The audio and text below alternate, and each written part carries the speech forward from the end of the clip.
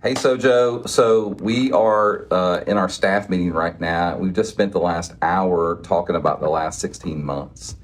And some of the questions I've just kind of asked our staff is because, it's crazy for me to think about the last 16 months at our church and some of the highs and some of the lows that we've experienced. And right now, it feels like we're on the precipice of something really, really incredible. And I even told our staff we are getting ready to experience the most depth of spiritual warfare or some of the greatest miracles that we've ever seen. And I'm anticipating specifically the miracles, but we spent, just talking through highs and lows. And I just wanted to kind of give you a glimpse and an insight to the last question that we asked, which was, what has God shown you that you don't want to forget through the beauty and also the pain of the last 16 months? So, Dan, I'm going to let you go first. Give us an answer of what you don't want to lose.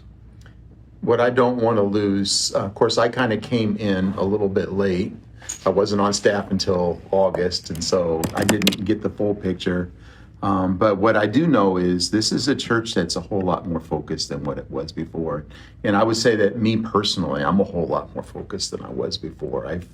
The emphasis that we've had on the practices and on the book, The Practicing the Way, and the secret place and a lot of those things, even though I've been a Christian for a long time, I've been taking it very, very serious about being a whole lot more intentional about doing the things that I need to do in order to put myself in a position where God can work and God can grow me. And and I realize this is an up and down battle. It's not like you do all these practices and you get them in place and now everything's squeaky clean and you're all going. But what I do feel is that these practices make a difference. They're making a difference in me. They're making a difference in other people, and that's something I don't ever want to lose. What's your dream? What's your dream in that? You mentioned something as a dream. Well, I just dream. Just so you know, like when we talk about these practices, what we're talking about is things like prayer and fasting and scripture and community and generosity and witness and solitude and their service. They're things that we do, and we talk about all these things in church, from time to time. But the question is whether or not we do it. And what I would love this be is a place that we are free to talk about things. Like you can go up to anybody in the church and say, "Hey, what's God showing you in the Bible lately?" And instead of getting that awkward silence and the shifting of eyes and the making up something, based upon what they heard in the sermon that day or something like that, they're really, really spending time with God and we're talking about it. And I just want to be that kind of place. We're willing to talk about our, desire to fast more or to give more or things of that nature. And so that's just kind of. Somebody else, what's a picture that you painted a few minutes ago that you don't want to forget through as we get ready to go into this next season? I think mine is how I've been stretched in the last season and how, as the youth leaders can tell you, I always say I have never done this before, and I've done a lot of things I've never done before, and just remembering that I have that inside of me. The Holy Spirit is there, and He is helping me through these new things that I'm doing. I wish y'all could see Audrey right now because she literally had to write the question down on her journal. Somebody else, who's next? She had to write her answer down. She's reading the answer from her book. Poor Audrey. And she's turning red. Always getting picked on. Japan, let's go Japan. Oh, yeah. I'd say for me, the biggest thing was the pruning process. God was really able, even just for me personally, to take out a lot and do some deep work in me. And that's something that I don't want to get away from. Always knowing and always having the Lord do deep work in me. Being open to that. And just saying, Lord, here's my heart. And just allowing Him to do what He needs to do in it. What you got, Brandy? Aunt B. Let's go, Aunt B. So for me, as I look back, I think about the times that I got in my own way, in my own head, and got in my own way and instead letting God come in and let it just be his way, and me stop trying to manufacture what I think or I believe it should be like. So I would say probably just getting out of my own head and out of my own way. So the whole point of this podcast today is about the idea of posture. When you hear the word posture, what comes into y'all's guys' minds? Heart. Huh? Heart. Heart posture? I think about just putting my shoulders back right Stand now. up Like straight. just stand up straight. Don't have a hump neck. Make my back Hump where it back? doesn't hurt. Why hump neck, not hump back? Hump neck? That's what Dr. Antonio said I had. A hump A neck. hump neck. Yeah. Okay. He said that's why I ended up exacerbating my neck, was because of my constantly leaning over the computer and doing this all day, like, and not standing up and trying to arch my back. And I think we're all sitting up straighter now than we were. before we started. Everybody did Yeah. just sit up straight. You know, I mean, and just to make that application to the whole spiritual realm, because, you know, as a pastor, that's what That's you have what to you do. do. That's right. But I mean, the same's true spiritually. Like, we build physical ailments because of what we're not doing in the proper alignment, or we're doing something repetitively in a way that we shouldn't do. And the same is true spiritually. It's like, if you don't do the things that you need to do in order to maintain your walk with Jesus, there's going to be maladies that develop spiritually. And you know, instead of running around saying the devil's trying to get you, it's like, you know, maybe improve your posture. I would The say devil gets a lot of blame, don't he? Go ahead, Brandon. Sorry. your worship posture, you know, on your hands and knees with your arms open, ready to receive. We don't think of that as often, I don't think. Yeah, how do you think about that as a worship leader posture? Worship posture. Well, first thing that came to my mind, just like here, was mindfulness. Like, we're talking about posture, talking about like standing up straight and all that kind of stuff, and being aware of the posture that you're in. When I think of worship posture, I think about centering yourself. That sounds very new agey, Landis. Practice mindfulness. We need to say, oh, I'm not saying it's not. I'm not saying it's not. I think you're on the right track. But Yeah. maybe help delineate. Okay, so like mindfulness, centering yourself, blah, blah, whatever, you know. Is that the third practice? Is that the addendum Sure. to practicing the way right there? Yeah, Blah, blah, blah. yeah, blah, blah. Like you're taking yourself out of the distractions of life. You're taking yourself out of whatever is encompassing all of your attention in that moment and fixing it onto something different. Like, that's why we do so many like scripture readings or just like talking in between songs, is because I want people to just be like, okay, I'm here, I'm in this room is where I need to be. Do you think that they get that's what you're doing? Maybe after today they will. But I'd say right now it's maybe a half and half. Some right. people have probably caught on because I've said it. Like, I'm like, I just want to still you in this moment. I just want you to be centered in this moment, focused here. And then other people probably are just like, what's going on? Kind of like the posture of your mind. Yeah. And I feel like kind of what I'm hearing you is talking about really being present and not somewhere else. Like, really, if indeed, when we gather together, the Bible says where 2 or 3 are gathered in my name, I am there. That's what it says, but we don't always act like we believe that's true, you know? Yeah. And so I feel like that's what I'm hearing you say is like really zero in.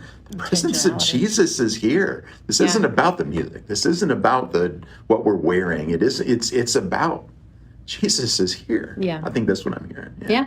You kind of got to Right. lock in the moment. I might be Yeah. crying. Yeah. is Dan crying? Did somebody drink? Grab a water bottle. Hey, just so y'all yeah. know, we have water bottles. So when we say take a drink, we're not drinking anything but water.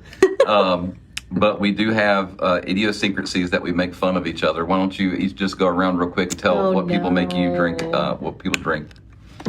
So for me, whenever I start crying and tearing up about something, then we all take a drink there, which is very frequent. Japan. What do you mean Japan? If I say Japan, Why would you say Japan? because I've lived in Japan. And she And I loves love Japan. All right. Whenever my face gets red because I'm embarrassed or it's awkward, that's when we drink for me. And nobody drinks for me. No, we I don't need, think Oh my we need a gosh. good drinking game. No, for- nothing. I'm Brandy. normal.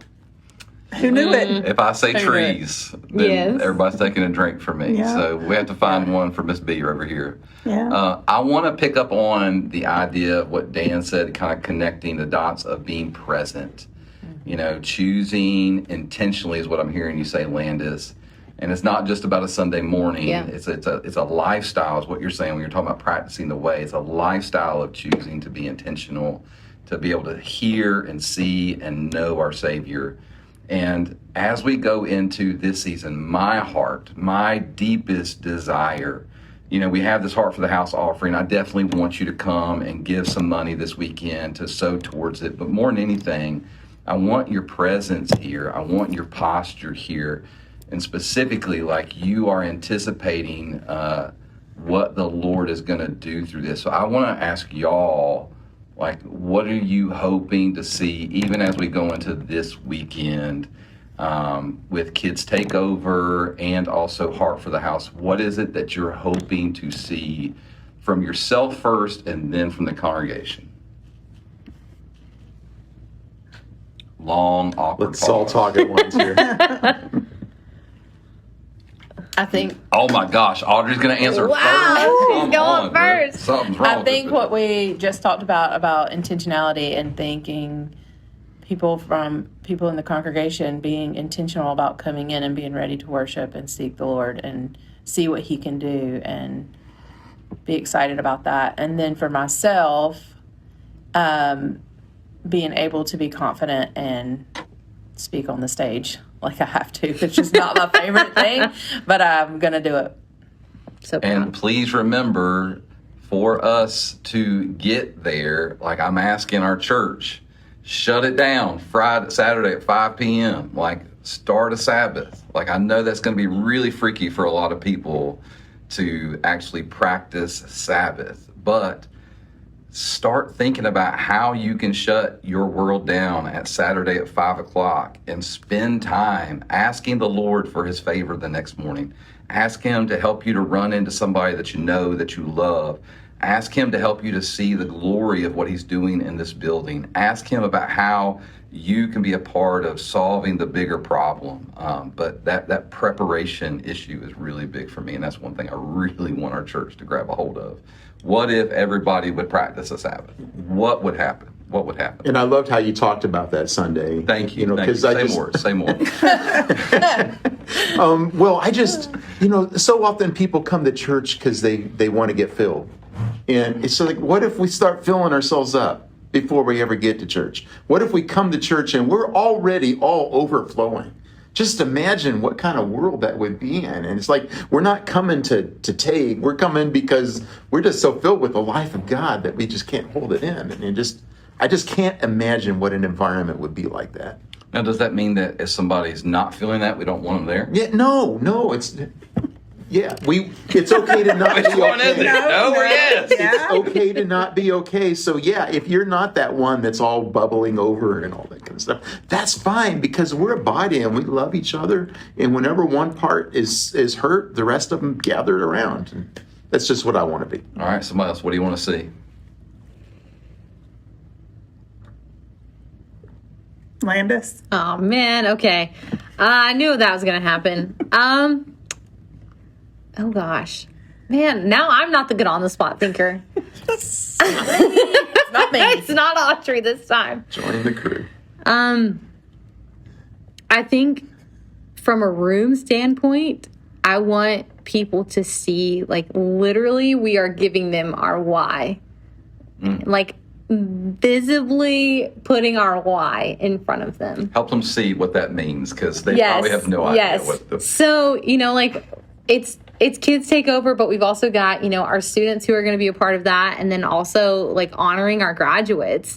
And so we're going to have all generations of worship from the youngest to the oldest. Well, not the youngest, because they'll be in the nursery, but anyway.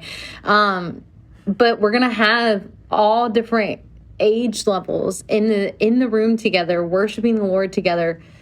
And the biggest thing that we've been saying with Heart for the House is that, you know, our kids are our why. Our kids are the reason we're moving. And, like, I'm so excited because, like, people are going to have the chance to hear stories of how the Lord is working in these ministries, how the Lord is moving through kids, how the Lord's moving through volunteers. And I think that that's really going to paint the picture for where we're moving next. Yeah, I'm really excited about honoring some of the volunteers in the ministry. Like, there's a couple really cool stories that I think people are going to really just be really excited to hear about how this older person is mentoring this younger family and things like that. It's going to be really beautiful. You got anything?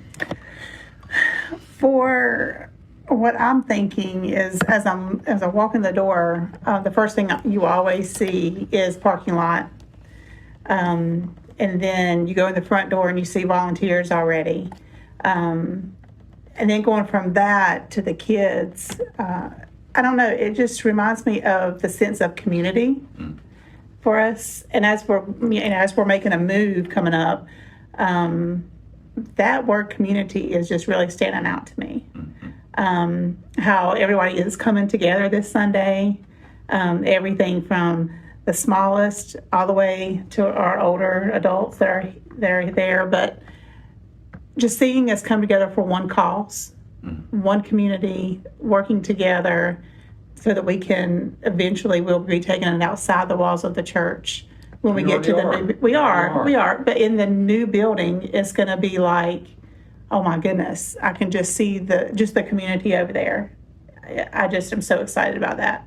I don't know if y'all have picked this up in my preaching or not, but I have been trying to make a huge emphasis on the idea of like personal transformation, but communal transformation. That's been a big shift that I've been making. I think for the last 20 years of my preaching career, life, it should be a career, my life.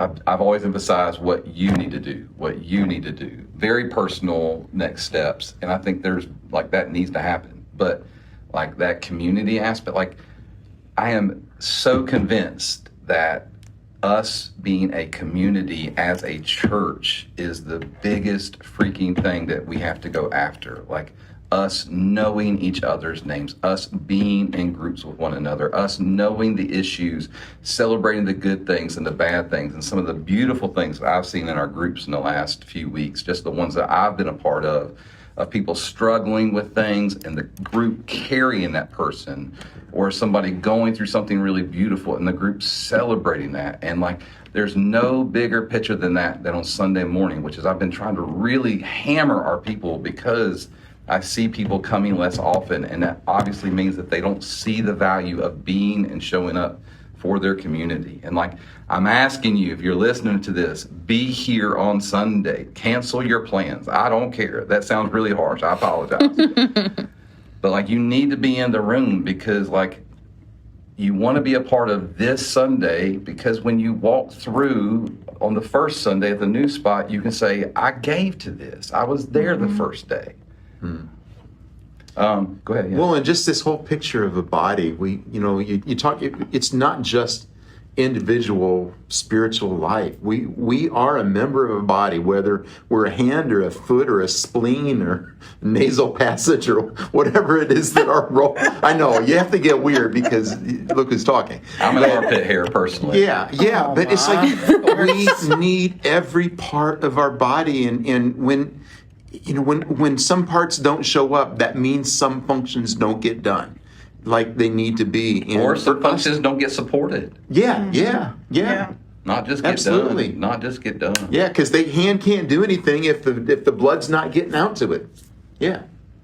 So, it's not just about what I can get. It's because somebody needs my story. And somebody needs me to get healed of my story so that I can speak into their story. And vice versa. So it might be that I need somebody else to speak into my story. Anybody else? Anybody got anything on top of that? Go ahead, Lane. I kind of got like something cool that I just want to mention that I think. You cannot share anything. Oh man. Okay. Well, too bad.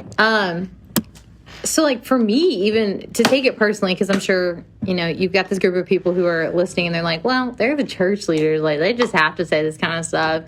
But I can't tell you how many times, like, I've recently started volunteering with student ministry, and I tell Audrey time after time after time, I'm like, I'm so glad that I have a place where I get to just come and just be Landis. Like, I'm not Landis the worship leader. I'm not Landis the comms director. I just get to be Landis.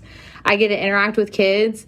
We We play Anybody else want to volleyball. know that picture that she just made her laugh like that? You don't want to know. We'll just Trust leave it me, at. everybody wants to know now. We'll just leave it at volleyball is all I'm gonna say. But, you know, like getting to play volleyball, starting up, like we're trying to start a youth band and, you know, like get them involved more in the worship process. But like one of my absolute favorite things about, you know, student ministry is at the end of the night, all the leaders come together and we share our highs and lows. And like we share what we need prayer for and we just laugh together. Most of the time, like we're loopy because it's 8:15 p.m. on a Wednesday. And so like we're just sitting there and we get to share. But again, it's just a place like for me, I just get to come and just be part of that. And like, if there is ever a bigger push to get involved and find your community and find your purpose, like, please take it from me. Like, you won't regret it. You will not regret it. So. Is it always good? What do you mean? Is it always good? The volunteer process, like getting involved, is it always good? Oh, no. It's messy, but like, it's worth it. It's absolutely worth it. Why is it worth it? Because you get to make an impact in other people, but then also it makes an impact in you. Like, that's been my biggest takeaway from all of it, is not the impact that I get to make on other people, but the impact that it's made on me, what it's done for me. So That's one of the things I love about being in a group too, is watching the people grow and question and just rub shoulders with one another. And yes, there are always the people that are a little awkward in the group and they make the group a little awkward sometimes, and that's okay. But the overall gist of it is beautiful, man. Like, if you're going to feel awkward in a group, you're going to feel awkward in serving. Like, it's about pressing through that moment of awkwardness to where you go from, hey, I kind of exist here, to no, like, I actually like kind of like the people here, to then like, no, this is my people. These are people I love. What are you about to say? Yeah, I mean, a couple of the biggest problems that face American society are loneliness and significance. It's like people are lonely. People need relationships, and I mean, yeah, you can get that a little bit on Sunday morning. You can a little bit, especially if you come early and stay late. Yeah, you buddy. can get it. You know, if you show up late and leave early, you don't get any relationship. But you know, when you are actually with a group of people on a regular, consistent basis, and you know their names and you have their phone numbers and you know what's going on in their life and you know what to pray for them and they know what to pray for you, it's completely it's a different story, and the pathway out of loneliness becomes a real pathway. And then the other thing is significance. It's like, you know, so many people wonder, is anything that I ever do in my life worth anything to anyone? And when we throw ourselves into serving, you know, we are making a difference. You know, we might not always see it, but I can tell you, as a pastor, I sit down with somebody every single week and listen to their story about what God's been doing in their life for the last few months. And, you know, all of us who serve in any way, shape, or form contribute to that story. You know, so we do have significance, and it's not just significance for now. I mean, we can be changing people's eternal destinies. We are changing. Yes, we are. We are. That's amazing that my saying yes to Jesus can mean that there's somebody else for eternity in heaven that wouldn't have been there. It's like, that's mind-blowing. We got 5 minutes left, and I want to ask you guys, how are you personally preparing your own heart for this weekend specifically, but even more what this weekend signifies? How are you preparing your own heart? Audrey's got to think really hard about this one. Audrey, you don't have time to write it down. Sorry, dear. I mean, really doing the most like simple and basic thing and just praying to the Lord. Like, What are you praying? what do you want from me? What is the sacrifice you want from me? You know, like, I think a lot of times we get caught up on, you know, oh, heart for the house offering. Oh no, it's an offering. But this idea that God is not asking you for like this specific amount, but he's asking you for your heart. Like, he's asking you for surrender. Yes. So. Yes, this is not about a fixed amount. This is about our heart posture going into this. Somebody else. You say the question again. That's my line. What is it that you're personally doing to prepare your heart? And what do you hope to see? Because like on Wednesday of next week, I'm going to do a short little video to announce the results of what was given that first week. Remember, we're giving through the whole month of June, every single dollar, $350,000 is the need.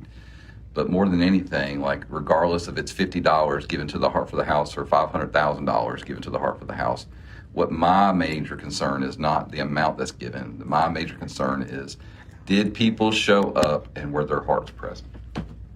So for my prayer is that people can see the big picture, that they can see and imagine what not just giving, monetarily, absolutely. I mean, we know that is a need, but also giving of their time and what that's going to be looking like too. So it's all about your heart seeing the need. And so that's what I pray. I just pray that people, when they come in the door, they're going to see the need. They're going to know, going into this next season, what it's going to take to make all of it happen. And I think what's so beautiful about next week is that, the kids are going to be such an important part of it. Mm-hmm. Just them, they're going to be serving alongside in a lot of the different ministries and things. And I mean, kids, you go to the new place. If you haven't ever been there, you're going to, it's going to blow your mind. But it's a former mill, and you got these pictures of kids all over the place, kids that were forced to work in the mill, sometimes getting paid nothing to do it. And it's like, this is an opportunity to invest in children. And children are not our future. They are our family. They are our life. We are them. They are us. I'm getting all teary-eyed, so go ahead and have a drink, y'all. But Ain't got nothing left. I'm out of water. You've been crying so much. Are you finished? Audrey, go ahead. Yeah. I think obviously praying and like Linda said, and asking the Lord, where am I sacrificing, or what does he want from me during this time? But what I would love to see is a scary vision for me, thinking about how many kids could really be there. And that is good, to be scared of your dreams and not knowing what you'll do 500 next. kids there on a Wednesday night. Exactly. It's exciting. I'm going to need more volunteers. Y'all. So it's exciting, but it's scary at the same time. So we need everybody's heart to see the bigger picture, that it could be way bigger. It's just so much bigger than us. It's just, it's hard to explain, like the impact that just a small amount of people, the impact we can make on an entire community is like huge. And I think if we can just see that and know that there's a need there, and how SOJO can just be. Share the one story about the couple that's coming, because you don't have to give names, but just the story of you and like just how that's a precursor of what is going to happen. Yeah, so I had, I guess it was 2 weeks ago now, I had went out to some small businesses that were close by to Gibson, where, of course, where we're going to be moving to. I went in just to give an invite card and a couple of pens. And it turns out that, the lady that was in there, she's like, so tell me more about your church. And so I was, of course, telling her how good SOJO is. And, we're just like this best church ever. And then she just started, the best church ever. And she said, she started giggling. And I said, did I say the right thing, or did I not say the right thing? And I said, I can meet up and we can talk if, whatever. And she's like, no, just come on out here in the lobby. So we went out to the lobby. She said, you're never going to believe this, but I was talking with a friend last night, and we were talking about how she had gotten involved in a church. She said, so last night when I was praying, I prayed for God to send me a church. And she said, and then this morning I come in here and then you show up and you're giving me this card about your church. And she said, that's, a divine appointment that is not anything short of that. And so we were able to pray with her. I was able to pray with her, and then they showed up Sunday a week ago. They loved it. They said they just felt right at home. Nothing but good things. And then they showed up again yesterday. So, Brandy, you were an answer to somebody's prayer. yeah. Just Well- by showing up, you were an answer to somebody's prayer. I know, there's a I lot ain't of got no tears more going water. on. We out of water. And my water's I gone. want all y'all that are listening to this to be thinking, it's like every single one of you can be an answer to someone's prayer. Absolutely. But it doesn't happen unless you say yes to Jesus. And be intentional. Yeah. So we're having, with our outreach now, it's like, let me know, because we have a ton of invites, and that can be easily anybody in this church. All you got to do is be intentional about the ask. And, it's as simple as going into the grocery store or going into QT and seeing somebody, and you just hand it to them and say, can I pray for you? Or I'm here for you. You're loved. So, And 9 out of 10 times, somebody's just probably going to smile and nod. yeah. But that 10th time could be that divine appointment and literally not just change their life, but change yours to see God being active. So we have to say yes to Jesus every day. I was thinking, let's go on an adventure with Jesus every day. Sounds like a VBS. It does. Adventure with Jesus. But we have to be paying attention for the adventure. We can't let the interruptions be 100%. something that's bad. The interruptions are. All right. Well, we went over time. I said 30 minutes. It's been 32. How did I Imagine make us go over time? You did not. Oh, okay. You did not. Okay, I was making It's sure. not you. It's me. It's all me. If anybody knows anybody's going to go over time, Okay. it's going to be this guy right here. But let me say this to close, is I believe that every single one of us who calls this church home is so excited to walk through that building on August, whatever date. We've been told August 1st. I know all of us are so excited to see what it's going to look like and to see and feel the atmosphere. And my ask is, we are 60 days away from this, a little bit more than 60 days. How are you going to prepare your heart for this next season? Because if we don't, from myself, it starts with me. It goes down to our staff. It goes down to our leaders and to our volunteers and the people who sit in the seats and the people who attend groups. Like, how are we as a people, as a community, are we going to prepare our hearts for this? I just really want to challenge you guys going into this weekend. I'm not asking for an amount. I am asking you to give something. But more than anything, I'm asking that you would prepare your heart and prepare and ask the Lord for everybody else's heart to be prepared as well. So let us know if you like this. We want to do something for our church to get a little more access, to know what we're feeling, what we're thinking. Hopefully this hits good in your heart, and we'll see you Sunday. Peace out. Peace. Let's go.